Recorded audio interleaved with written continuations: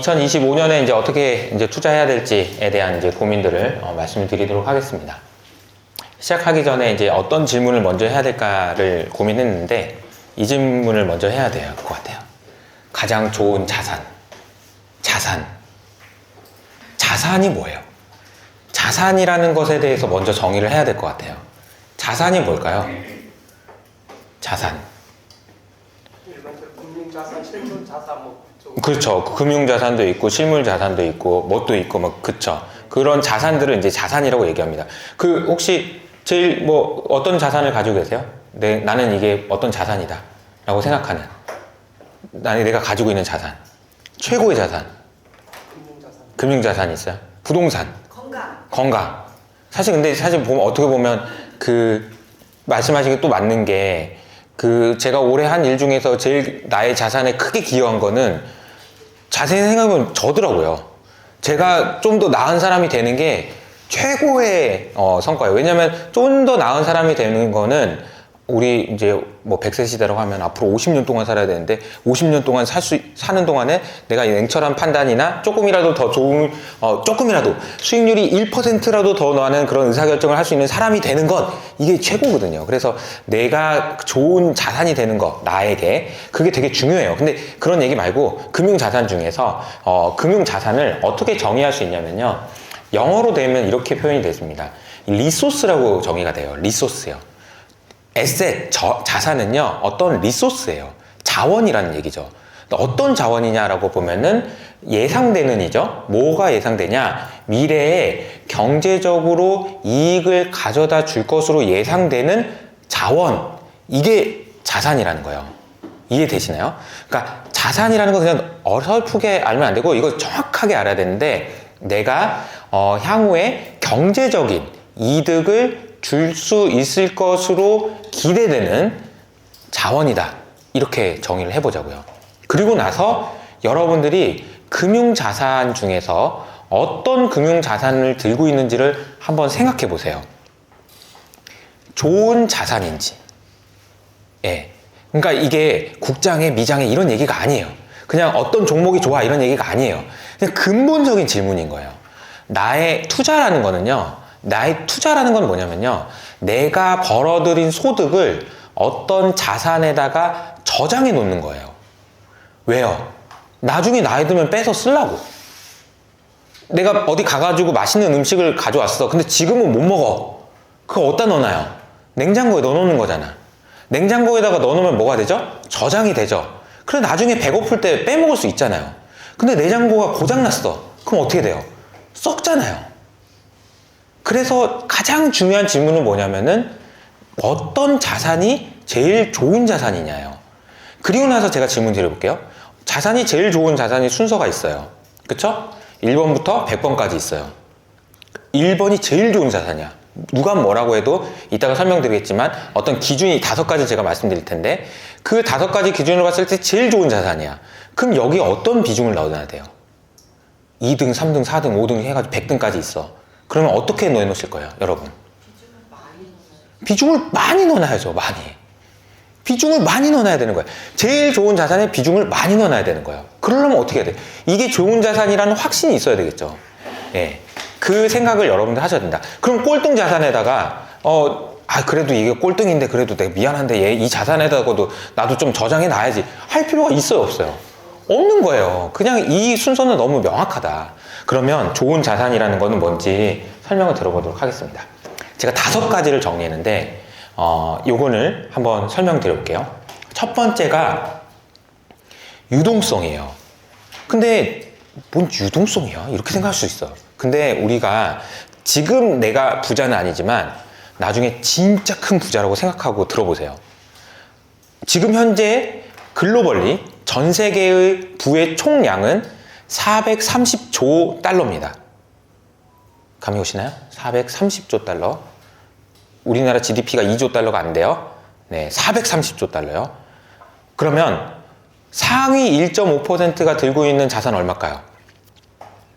상위 1.5%면 5천만 명 정도 됩니다. 전 세계 80억 인구 중에 1.5%? 몇 명 얼마나 될까요? 200조 달러가 넘어요. 200조 달러가 넘어요. 그럼 200조 달러를 들고 있는 5천만 명 중에 한 명이 지금 여러분이 상상을 해보세요. 아, 그래, 나 그 정도 되네. 그 정도 들고 있어. 몇 조 달러를 들고 있어, 지금. 그러면 어떤 자산에 넣어놓을 건지 생각을 해보라고요. 예. 그 생각이 되게 중요해요. 아, 나 지금 1,000만 원 있는데 어디서. 그게 아니고, 막 1조 달러를 들고 있어. 그럼 어떻게 할 거예요? 이거 어디다 넣어놓을 거예요? 당연히 좋은 자산에다 넣어놔야 돼요. 그 좋은 자산의 핵심이 뭐냐? 유동성이라는 거예요. 유동성이 뭐냐? 그러면은, 유동성이라는 거는 내가 이 자산에 넣어놨는데, 내가 상황이 여의치 않아서 이걸 현금으로 바꿔야 될 때 자산의 가격에 손실 없이 바로 바꿀 수 있는 것을 유동성이라고 얘기합니다. 손실 없이 현금으로 바꿀 수 있느냐? 예를 들자면 주식이 유동성이 좋아요? 부동산이 유동성이 좋아요? 그럼 주식이 유동성이 좋은 거예요. 이해되시죠? 비트코인 유동성이 좋아요? 주식이 좋아요? 그럼 비트코인이 좋은 거예요. 왜? 그냥 가격을 막 손해보면서 팔지 않아도 되는 거. 그게 유동성이라는 거죠. 두 번째는 뭐냐? 수익 가능성이. 이걸 들고 있으면 뭐가 나와. 가만히 들고 있는데 뭐가 나오네? 배당이 나오네? 아니면 가격이 올라가지고 그냥 또 기분이 좋네? 이런 거. 이자를 주네? 이런 게 수익을 낼 수 있는, 수익을 줄 걸로 기대되기 때문에 이게 좋은 자산이라는 거죠. 세 번째는 적당한 리스크입니다. 세 번째가 또 중요해요.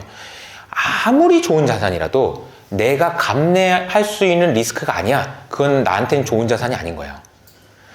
그러니까 어떻게 보면은 모든 사람에게 가장 좋은 사람은 다 다른 거예요. 모든 사람에게 동일하게 좋은 자산은 없는 거예요. 그쵸? 각자에게 좋은 자산이라는 게 있다. 네 번째는 뭐냐면 분산 효과예요. 이거는 뭐냐면은 내가 별로 좋은 자산은 아니지만 그래도 내가 이 자산에다가 넣어 놓을 수 있는, 이 자산에다가 저장해 놓을 수 있는 이유는 뭐냐? 아, 다른 자산이랑 섞어 놓으니까 나한테 좀 도움이 되네. 얘가 오를 때 얘가 빠지고, 얘가 빠질 때 얘가 좀 오르네. 이 분산 효과가 있을 때 좋은 자산이라고 합니다. 그리고 마지막으로는 투명성이에요. 이 투명성이라는 단어도 별거 아닌 것 같지만 정말 중요합니다. 왜 그러냐면요.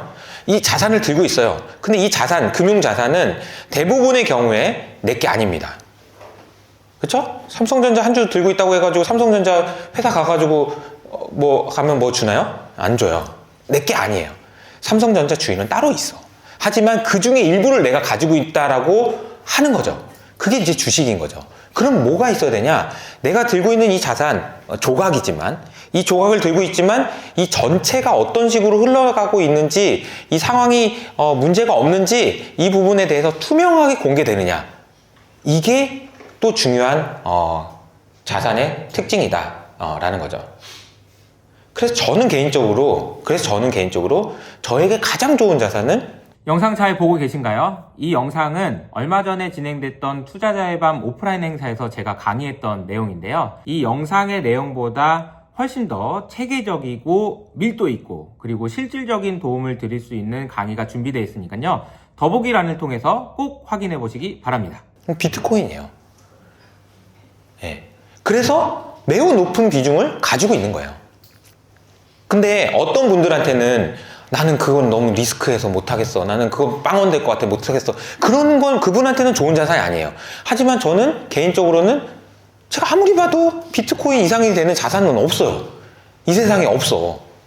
애플이 좋고 엔비디아가 좋고 다 좋아하는데 이 모든 거를 다 주는 거? 이거는 없다. 그래서 저는 비트코인에 대해서 아주 긍정적으로 보고 있는 거고요.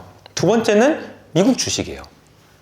이 모든 항목에 대해서 미국 주식이 가장 압도적입니다. 압도적이에요. 그러니까 다른 국내 주식하고 비교할 수 없을 정도로 압도적이에요. 투명성, 유동성, 모든 면에서 다 그렇습니다.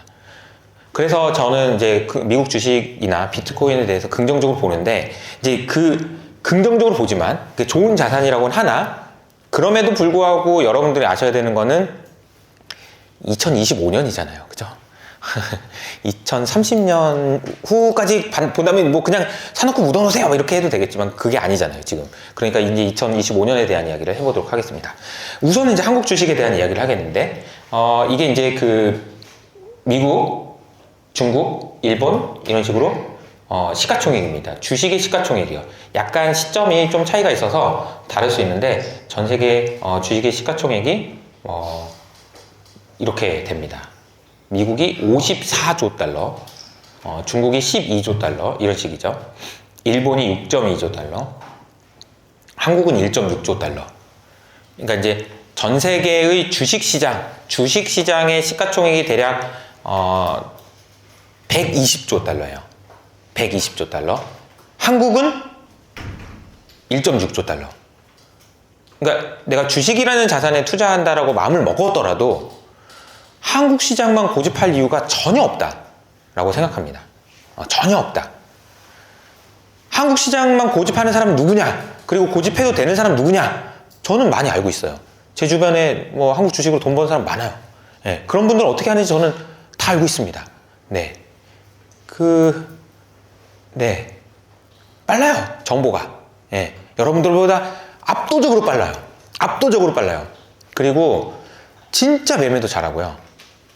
그냥 모든 것을 한국 주식에 투자할 수 있는데 최적화되는 상황을 만들어놔요. 그리고 투자해요. 그분들한테 이길 수 있으면 해도 돼요. 못 이긴다? 그러면 하면 안 돼요. 네, 하면 안 돼요.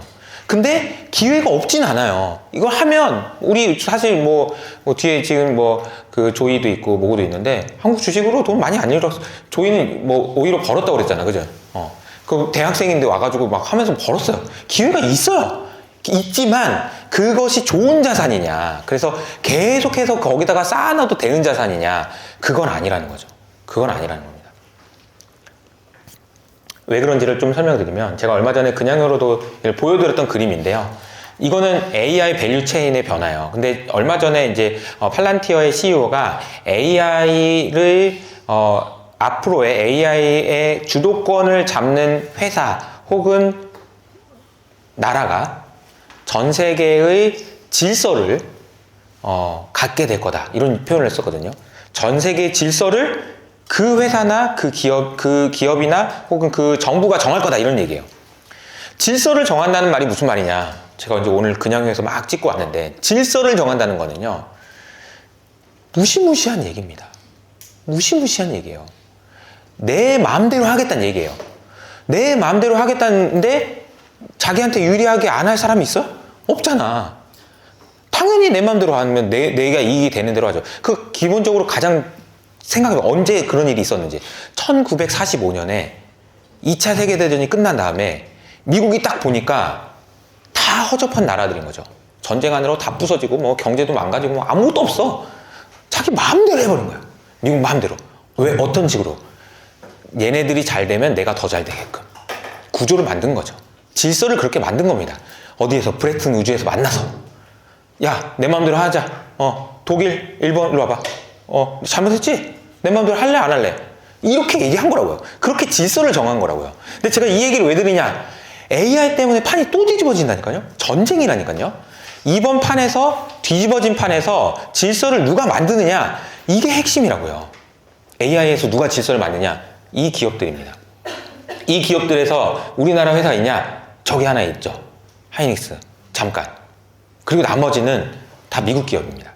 근데 왜 미국 기업을 투자를 안 하냐고요? 얘네가 만든 질서가 얼마나 큰 건데. 그럼 당연히 해야 되는 거예요. 당연히. 그럼 질서가 바뀌는 얼마나 된다고. 가장 최근에 질서가 바뀐 건 언제냐면 모바일 혁명 시대에 바뀐 거예요. 모바일 혁명 시대에 싹 다 뒤집어졌어요. 아이폰이 나와가지고 뒤집어졌죠? 근데 그게 피처폰만 아이폰이 됐나요? 아니죠. 뭐가 아이폰이 됐죠? MP3가 아이폰이 됐습니다. 내비게이션이 아이폰이 됐고 PDP가 아이폰이 됐어요. 모든 기기들이 그냥 아이폰으로 다 들어왔어요. 그죠? 스마트폰으로요. 그러니까 IT와 관련된 하드웨어가 싹 다 하나로 바뀌어버렸어요. 이 회사도 어떻게 됐어요? 싹 다 망했고, 얘네가 정하는, 애플하고 구글이 정하는 그 질서 하에서 모든 경제가 돌아가기 시작합니다. 그렇죠? 이 iOS랑 안드로이드에서 장사하기만 하면, 장사하면 그냥 30%씩 세금 내야 돼요. 이런 게 어딨어. 아니, 나라도 소득세 내라고 하면 나라도 이익 벌면 30%, 40% 소득 세금 내는 거랑 똑같은 거예요. 애플이 iOS라는 거 만들어 놓고 여기서 앱 만들어 장사할 거면 30%씩 매출해서 내. 싫으면 말든가. 왜? 내가 짱이니까. 내가 질서를 만들었거든? 싫으면 말든가. 그럼 자, AI에서 새로운 질서가 나온다. 그럼 그 질서를 만드는 애 무슨 짓을 할까요? 당연히 이 장사합니다. 내가 만든 판에서 장사하고 싶어? 그럼 내 말을 들어야지. 나한테 세금 내야지. 그럼 그 회사의 기업 가치는 얼마나 될까요? 상상을 하기 어렵죠. 네. 그런 겁니다. 모바일 시대, 모바일 혁명이 일어나고 나서 2008년 금융위기가 터지고 나서 그때부터 출발해가지고 시작된 게 M7이라고 하는 우리가 알고 있는 그 기업들이죠. 그 기업들의 시가총액이 얼마가 됐을까요? 18조 달러가 됐습니다. 그 전에 얼마였을까요? 2조 달러였어요. 2조 달러에서 18조 달러가 되는 16조 달러나 기업 가치가 상승하는 동안 우리가 여기서 얼마나 얻었는지 이런 거 고민해봐야 된다는 거죠. 근데 이거 AI 혁명이 나오면 이게 18조 달러에서 그칠까요? 더 커지지 않을까요? 근데 그거 누가 먹냐고요. 미국 애들이 너무 압도적으로 먹고 있다는 겁니다. 우리나라 주식시장에 대해서는 이 그림으로 설명드릴 수가 있는데, 안타까운 얘기지만 사실 저도 이제 PBR이 이제 한 배 정도 수준에서 유지되다가 저기 2018년에 0.8배로 내려오거든요. 이 한 배에서 0.8배로 내려갔을 때 그때 무슨 일이 있었냐? 저게 몇 년도인지 한번 보실래요? 2018년도입니다. 2018년에 무슨 일이 있었을까요? 2018년에 트럼프가 중국과 무역 분쟁을 시작한 해입니다. 저 해부터 우리나라의 PBR은 한 배가 아니고 0.8배가 됐어요. 그 뒤로 잠깐 회복한 적이 있었습니다. 저도 속았어요. 코로나 때 올라가가지고 와, 우리나라 이제 드디어 0.1배 이상 올라가는구나 했는데 아니었어요. 그리고 다시 다 내려왔죠. 그리고 지금 다시 0.8배예요. 회복되기가 쉽지가 않아요. 예, 상황이 그렇다. 그래서 그러나 기회들이 있습니다. 10년에 3번 있었네요. 아니죠. 네, 15년 동안 3번 있었네요. 5년마다 한 번씩은 옵니다. 근데 이제 이런 기회는 잡으면 돼요. 근데 이런 기회는요, 생각보다 쉬워요. 매일매일 우리가 그 모닝에서 보잖아요. 그러면 다 말해줄 거예요. 우리나라 시장에도 돈이 들어오기 시작하는데요? 그럼 사면 돼요. 저기 어렵게 생각할 필요 없어요. 외국인이 우리나라 주식을 사기 시작하는데요? 아니, 하루 이틀이 아니고 좀 사는데요? 그럼 사면 된다니까요? 왜 그러냐면은, 왜 그런지 제가 설명드릴게요. 외국인들은 하루에 못 사요. 왜? 돈이 많다니까. 돈이 많아요. 외국인들이 운용하는 자금이 예를 들어서 100조 달러야. 근데 우리나라 주식시장 얼마라고? 1.6조 달러라고요. 그걸 어떻게 사냐고요. 6개월에 나눠서 삽니다. 그러면 외국인이 사는 것 같다. 제가 말하겠죠, 당연히. 외국인이 이제 사는 것 같아요. 그러면 사면 돼요. 이 기회가 온다. 그러나 내년이 아닐 수도 있다. 뭐 이렇게 내년이었으면 좋겠다. 그러나 내년이 아닐 수도 있다. 기다리면 되는 거죠. 아니면 안 하면 되는 거니까. 네, 할 거 많아요. 자, 그럼 이제 미국 얘기를 좀 하겠는데, 제가 다른 건 몰라도 미국 주식시장에 대해서 진짜 좋게 말씀드리고 있지만 확실하게 말씀드릴 수 있는 거는, 제가 누구보다도 미국 망하는 거 아니야? 미국 주식 많이 올랐는데 안 되는 거 아니야? 버블 아니야? 이 고민을 제일 많이 했을 거라고 생각합니다. 제가 진짜 많이 했어요. 새벽마다 일어나서 밤마다 일어나서 도대체 이게 아닌 것 같아. 안 망하는 거야? 이거 도대체? 아니, 미국 부채가 이게 말이 안 되는데? 진짜 고민을 많이 했거든요. 그런 동안 이렇게 올라버렸습니다. 자, 이 그림은 제가 여러 번 소개해드리는 건데, 위로 올라갈수록 이제 미국이 더 좋은 거고요. 밑으로 내려갈수록 미국 말고 다른 데들이 좋은 거예요. 제가 근데 2010년부터 이제 주식을 사기 시작했거든요. 근데 그때부터 늘 매년 연말이 되면 올해 미국이 너무 많이 올라서요, 내년엔 미국 말고 딴 애들도 좋을 거예요 라고 하셨습니다. 그분은 다 어디 가셨죠. 수도 없이 많이 올라요. 이 10년 동안 계속 올해 미국이 너무 많이 올라서요, 내년에는 미국 말고 딴 데, 내년에는 미국 말고 딴 데, 이렇게까지 온 거죠. 그러니까 도대체 왜 여기까지 왔냐 하는 거죠. 도대체 왜 여기까지 왔냐. 정확하게 2008년부터 시작했거든요. 2008년부터 무슨 일이 있었기 때문에 이런 일이 생긴 거냐. 이건 이제 제가 설명드려볼게요. 아니, 우리나라 너무하네. 아니에요. 이거 한번 보실래요? 이거 파란색이 뭐죠? 영국입니다. 네. 미국이 저렇게 올라가는 게 배가 아픈 게 우리나라 뿐이 아니라는 거예요. 영국도 똑같아요. 영국도 똑같다. 그럼 뭐 때문에 그러는 거냐? 저는 이것 때문이라고 생각하거든요. 뷰티풀 디레버리징. 제가 이제 여러 번 말씀드렸던 거긴 한데, 레이 달리오가 아름다운 디레버리징이라고 해가지고 하는 게 있어요. 아름다운 디레버리징. 아름다운 디레버리징은 뭐냐면 디레버리징인데 아름답다는 거죠. 근데 디레버리징이 뭔데 아름다워? 디레버리징은 아름다울 수가 없어요. 원래 디레버리징은 뭐냐면은 제가 돈 빌려줬던 거 뺏어오는 거예요. 갚어. 안 돼. 그러면 돈 갚아주면 어떻게 해야 돼요?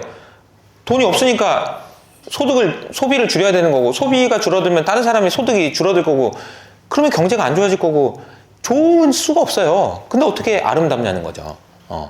근데 사실은 저는 처음에 2013년에 이 아름다운 디레버리징이라는 단어를 보고, 양적완화 돈 풀었다는 얘기구나 라고 생각했는데, 요즘에 보면 이게 아니었어요. 왜냐하면 그 돈을 여기다가 몰빵했거든요. 미국은 그 돈을 여기다 몰빵했다고요. 여기가 어디죠? 엔비디아, 애플, 마이크로소프트, 아마존, 구글, 메타, 테슬라의 시가총액이 이때는 1조 달러가 안 됐다니까요. 2008년 말에. 지금은 18조 달러라니까요. 그럼 17조 달러가 생겼잖아요. 어디서 생겼냐고요? 뭐 때문에 생겼냐고요? 이게 중요한 핵심이라는 거죠. 말씀드린 대로 이것 때문입니다. 왜 그런가? 아마 여러분 잘 아시겠지만 뭐 투자를 좀 한다 하면은 맨 처음에 배우는 게 뭐예요? 복리라는 걸 알아야 됩니다, 여러분. 복리가 얼마나 무서운지 아세요? 이자에 이자가 붙어가지고 수익률이 이런 식으로 되는 거예요. 이거예요, 이거. 예. 근데 이게 엄청나게 낮은 금리로 조달해가지고 엄청나게 수익률이 높은 데다가 15년 동안 투자를 했더니 그 결과가 이거라는 거죠. 그냥 아주 심플한 겁니다. 네. 그러면 영국은 그걸 안 했기 때문인 거고요. 그걸 혹은 못 했기 때문인 거죠. 그럼 어디다 투자했는 거냐? 기술에다 투자했던 기술. 그러면 기술에다 투자했단 말이 무슨 말이에요? 테크주가 좋아요. 테크놀로지가 뭐예요? 기술이라는 게 뭐예요?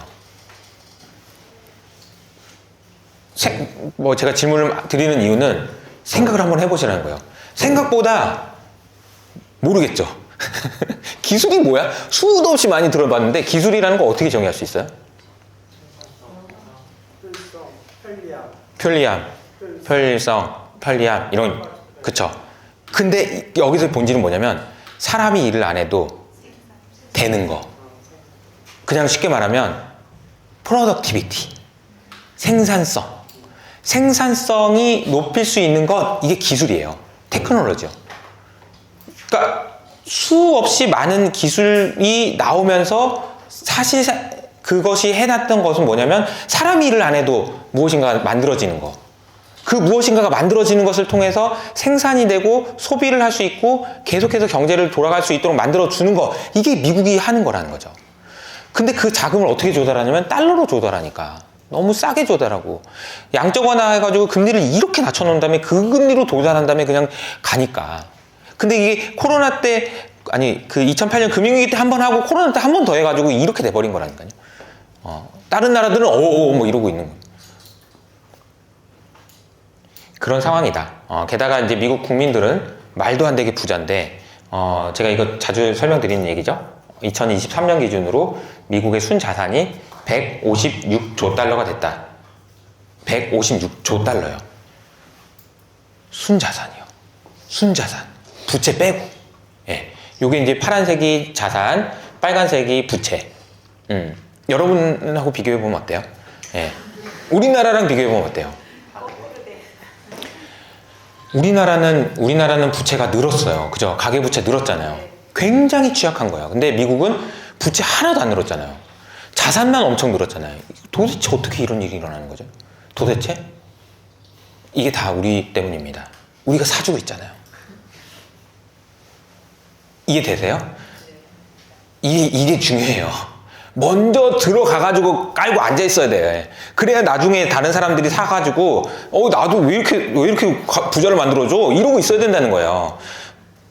이해되시죠? 예. 그 그림이 이 그림입니다.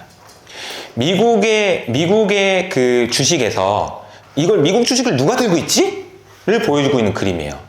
처음에는 다 개인들이 들고 있었어요. 개인들이 한 명씩. 근데 이게 점점 다른 애들이 가져가기 시작합니다. 그 중에 제일 압도적으로 큰 게 뭐예요? 요거. 이게 뭐예요? 펜션 펀드, 연금, 401k. 미국에서 개인들한테 야, 주식 들고 있지 마. 그거 401k로 옮겨. 왜냐면 너 들고 있으면 팔아버릴 거잖아. 그럼 너 가난해져. 안 돼. 40K로 옮겨서 죽을 때까지 팔지 마, 그냥.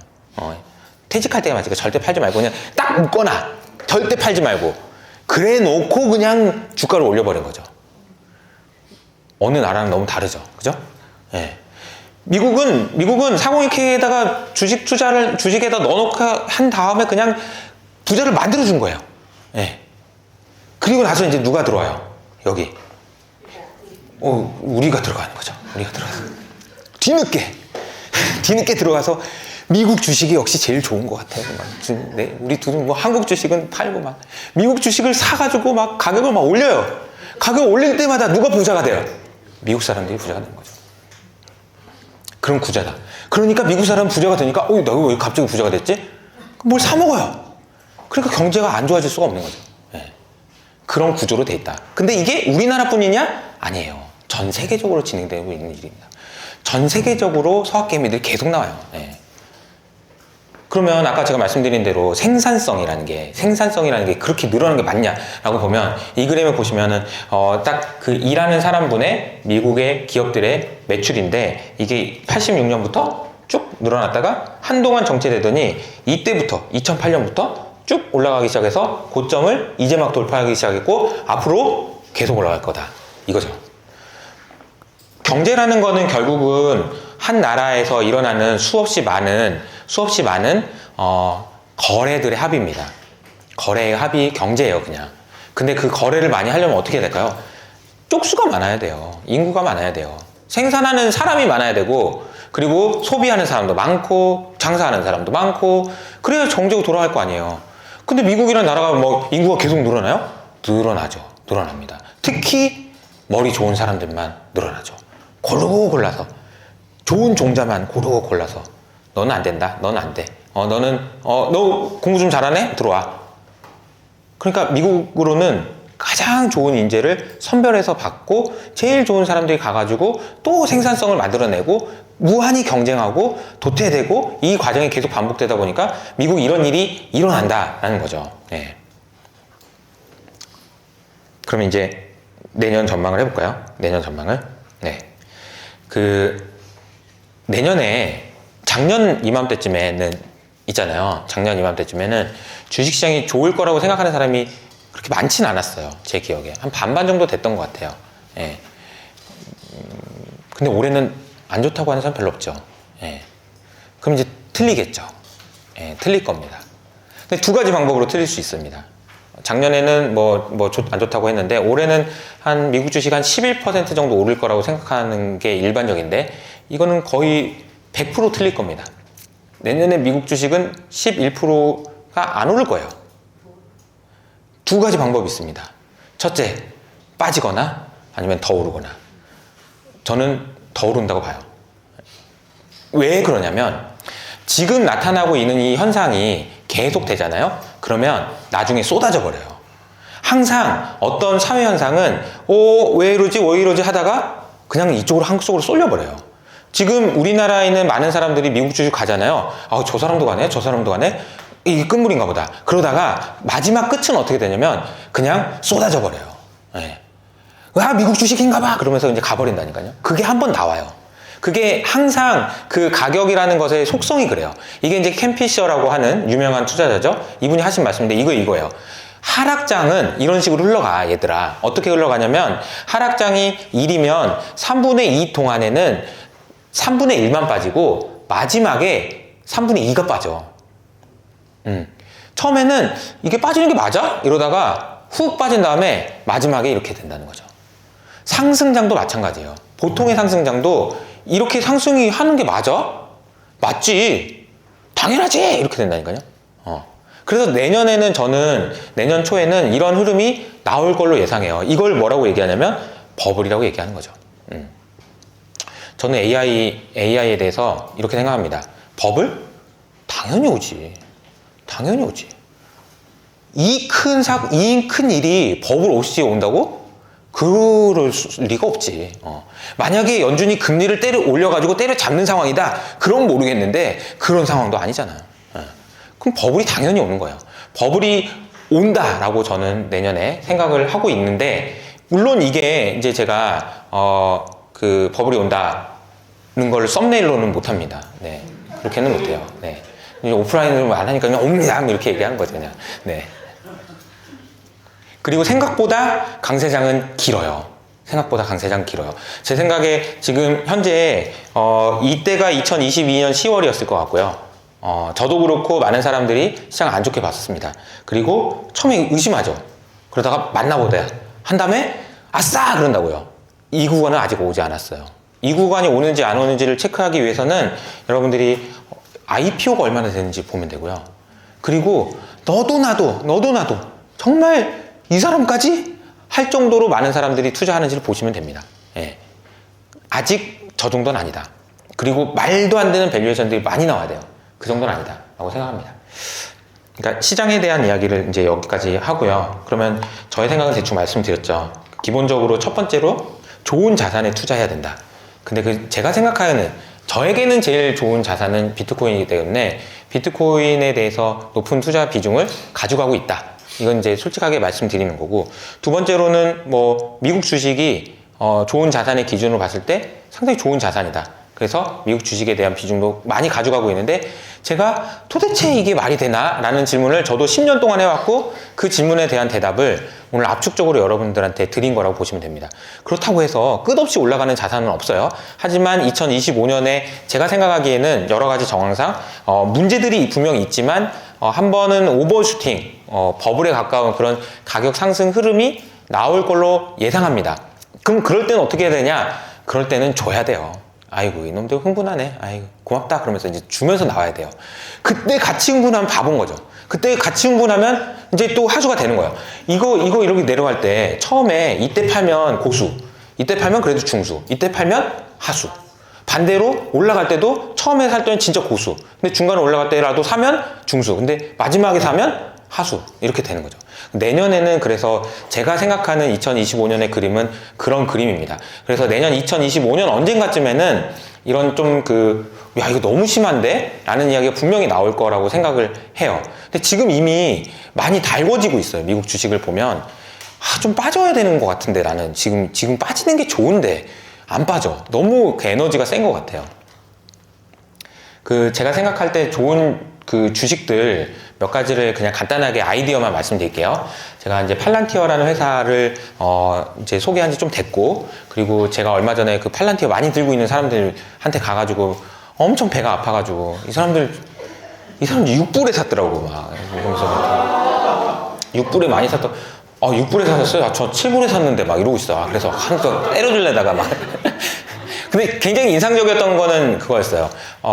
이 친구들 중에서 이제 팔란티어를 우리나라에 있는 기업 중에서 도입할까 말까를 고민하는 그런 회사에서 나온 친구가 있었는데, 그 친구의 이야기를 들어보니까, 팔란티어를 근데 도입할까 말까 하다가 도입을 안 했어요. 왜요? 그랬더니 너무 비싸고 갑질해서요. 어이?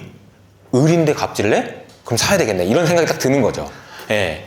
얼마나 진짜 갑질을 하더라고요. 뭐 자세한 얘기를 좀 해드리긴 좀 그렇지만, 어쨌든 그런 포지셔닝에 있는 회사다. 그리고, 이제 거기 기술 관련된 일을 하시는 분이 팔란티어의 가치가 얼마나 되냐라고 질문을 하셔서, 개인적으로는 이렇게 대답을 했는데, 어떤 기업의 가치를 숫자로 평가할 수 있다는 거는 교만일 수 있다. 이런 제가 말을 했어요. 제가 옛날에 SK증권에 있을 때 이런 얘기를 했잖아요. 그러면 이제 여의도에 있는 모든 사람들이 이제 엄청 욕을 했겠죠. 저놈이 사기꾼이 돼가네 이러면서 숫자로 표현할 수 없는데 무슨 말도 안 되는 소리야. 근데 저는 그게 굉장히 오만이라고 생각해요. 아니, 한 기업의 가치를 어떻게 숫자로 평가해요? 저는 그게 되게 말이 안 된다고 생각해요. 아니, 저도 과학고도 나오고 포항공대 나왔습니다. 저 그래 공대 뭐 좀 합니다. 수학 좀 해요. 근데 넘버로 할 수 없다니까요. 그거를 솔직하게 이실직고 한 사람이 다모다란 교수님이잖아요. 30년 동안 다모다란 교수님이 뉴욕대학교에서 밸류에이션 대가예요. 30년 동안 밸류에이션만 강의하셨던 분이에요. 그분이 무슨 책을 썼어요? 내러티브 앤 넘버스라는 책을 썼잖아요. 내러티브 앤 넘버스라니까요.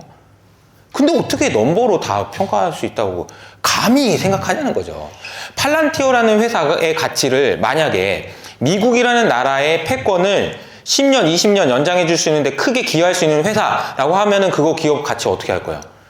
평가할 수 없다는 거죠. 예, 저는 그런 식의 생각을 가지고 있습니다. 근데 이런 생각이 굉장히 위험한 생각이긴 해요. 위험합니다. 지금 여러분들 중에 팔란티어를 가지고 계신 분도 있고 안 가지고 있는 분도 있을 텐데 특히나 안 가지고 계신 분들한테는 매우 위험한 생각입니다. 네, 이거 조심하셔야 돼요. 예, 그러나 근데 저의 생각은 그렇다. 거고요. 그리고 이제 테슬라에 대해서는 이 말씀을 좀 드리고 싶어요. 일론 머스크와 그리고 트럼프죠. 개인적으로는 제가 이제 테슬라를 정말 잘 아는 친구랑 이제 얼마 전에 이야기를 했던 내용을 간단하게 소개해드리면 트럼프가 만약에 안 됐으면 중국한테 미국이 중국한테 질 수도 있다.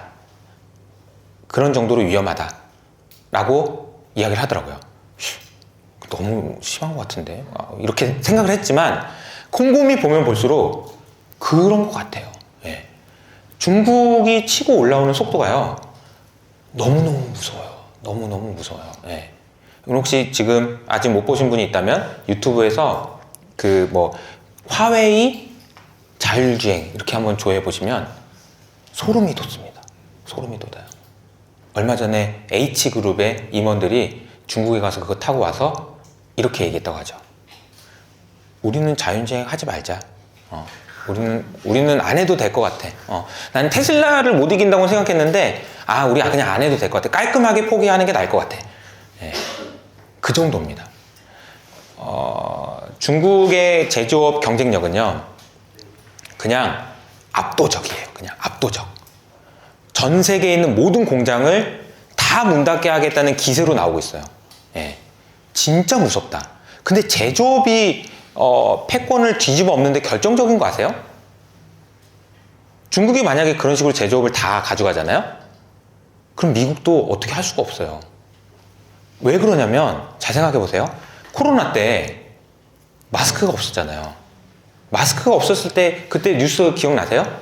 어떤 일이 있었냐면 이탈리아에서 사람이 죽어가는 거야. 마스크 좀 보내주세요. 그런데 없어. 그래서 중국한테 마스크 좀 비행기로 한 대만 좀 보내주세요. 이랬어요. 그러니까 중국이 이랬죠. 그래? 급해? 좀만 있어봐. 진짜 급한 거야? 알았어. 잠깐만 있어봐. 무기죠, 무기. 제조업을 가지고 있다는 건 무기예요. 그래서 과거에도 패권이 넘어가는 과정에서 항상 제조업, 물건을 만드는 것이 처음에는 미국에서 하다가 미국에 있는 사람들이 아까 말한 대로 다 부자가 됐잖아요. 뭐하러 일을 해? 어디 가서 뭐 용접을 하고 있어? 야, 일로 와서 지금 주식 들고 그냥 누워있어. 그러면 그냥 부자가 되는 거야. 어디서 저기 뭐 제조업 같은 걸 하고 있냐? 이렇게 되면서 제조업 경쟁이 막화된다니까요. 그러면 이제 다른 나라들이 만들기 시작하죠. 그리고 여기서 돈을 벌기 시작하죠. 그러면서 자연스럽게 패권이 넘어가죠. 근데 이 과정을 일론 머스크는 누구보다 잘 알고 있었던 거예요. 연초에 일론 머스크가 뭐라고 얘기했는지 기억나세요? 가만 놔두면 중국이 자동차 시장 다 먹는다 라고 연초에 이야기했어요. 그리고 나서 주가 급락했죠. 그리고 나서 테슬라는 2천만 대 만들겠다는 얘기 포기했어요. 왜? 답이 안 나와. 어차피 못 만들어. 어차피 중국한테 다 뺏겨요. 진짜 그 현대차가 진짜 잘하고 있는 거예요. 나머지 폭스바겐이나 일본 차들 지금 공장 문 닫기 일보 직전이에요. 포스코 얼마 전에 공장 문 닫았죠? 공장 문 닫는다니까요, 이제부터. 진짜 닫아요. 진짜 닫아요. 그러면 이게 무슨 얘기가 나오냐면은 미국이 정신을 똑바로 차리지 않으면 중국한테 넘어간다 라는 생각을 이 두 사람을 하고 있는 거예요. 진짜로요. 일론 머스크가 얼마 전에 도지 미국 정부를 효율화시키지 않고 이대로 그냥 흥청망청 부채를 더 늘리면 우리 나라 망한다 라고 하면서 공고를 냈죠. 그럼 뭐라고 얘기했어요? 80시간 동안 일해야 되는데 월급은 없다? 웃을 일이 아니에요. 이게 웃겨요? 안 웃겨. 저는 하나도. 무서워. 무슨 얘기를 하는 거냐면, 야, 미국에서 머리 똑똑한 애 있지? 부자 있지? 돈 안 줘도 되잖아. 근데 애국심만 들고 와. 우리 지금 장난 아니야. 우리 지금 이거 이대로 가다가 중국한테 뺏겨. 그럼 우리 다 망하는 거야. 빨리 와. 급하다니까? 이 얘기를 하고 있는 거라고요. 근데 그 상황에서 테슬라가 하고 있는 일이 미국의 거의 유일한 희망이에요. 아까 제가 말씀드렸던 AI가 패권이 전환되는 과정에서 질서를 가진 애가 다 먹고 질서를 만든다고 했잖아요. 그거 할 수 있는 유일한 희망, 이게 테슬라라고요. 그러니까 테슬라에다가 그냥 몰아주고 있는 상황이 된다. 제가 무슨 정치적인 의도가 있어서 저는 트럼프 지지자입니다. 이거 아니에요. 그거 아니고 그런 상황이라는 거예요. 그런 의미에서 이제 테슬라가 의미가 있다는 얘기고요. 그리고 나서 AI를 가야 되는데 딱 막힌 데가 있어. 딱 막힌 데가. 근데 이제 유틸리티는 제가 여러 번 말씀드렸으니까 이 얘기만 좀 드릴게요. 미국은요, 어떤 문제가 생길 때 문제 해결을 이런 식으로 합니다. 어떤 식으로 하냐면은 옛날에 그 셰일 혁명이 있었습니다. 2013년에 셰일 혁명이 있었어요. 셰일 혁명이 있었을 때 문제를 어떻게 해결했을까요? 잘 생각해 보시면 이거 보세요. 미국에서 이제 그 원유를 생산하는 양인데 전통적인 가스랑 오일을 생산하는 것이 비중이 줄어들고 셰일로 바뀌었죠. 그리고 나서 엄청나게 늘었죠. 비중 바뀐 거 보세요. 저거 어떻게 만들었죠? 저거 어떻게 할 수 있어? 저런 거를? 돈이 있어야 될 거 아니에요. 기술만 있다고 되는 게 아니거든. 돈이 있어야 되거든. 그럼 어떻게 문제를 해결해 주는지 알아요? 그거 할 수 있는 회사한테 그냥 돈을 쳐줘버려요. 그냥 돈 벌어라 그러면서 막 돈 벌어. 네가 돈 벌어가지고 네가 만들어. 지금 이게 나라 국가 경제에 굉장히 중요한 거야. 그러니까 네가 돈 벌어라니까. 네가 벌어가지고 그 돈으로 투자해. 이렇게 해준다는 거죠. 야, 근데 돈 없어? 그럼 내가 니네 회사한테 투자해주는 모든 사람한테 세금 안 받을게. 이렇게 해버려요. 이게 그겁니다. MLP라는 것이 그건데요.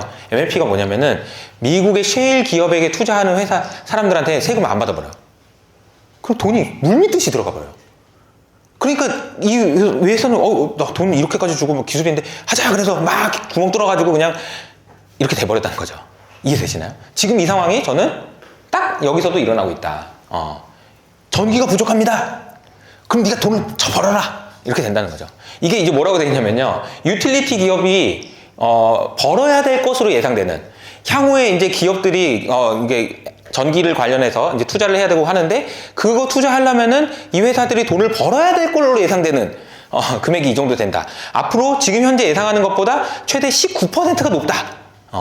이걸 어떻게 할 거냐? 보세요. 미국이 어떤 정책을 써가지고 어떤 세금 정책을 써서 이쪽으로 돈이 흘러가게 만드는지 너무 명확하게 일로 갈 가능성이 높다라고 생각을 하고 있습니다. 그리고 이제 뭐 코인에 대한 이야기도 할 수 있고 그렇긴 한데 제가 이제 오늘 준비한 내용은 여기까지 하도록 하겠습니다. 그래서 제가 이제 말씀드린 거는 2025년 이제 투자 전략이고요. 제가 보고 있는 시장에 대한 생각을 쭉 말씀을 드렸습니다. 감사합니다.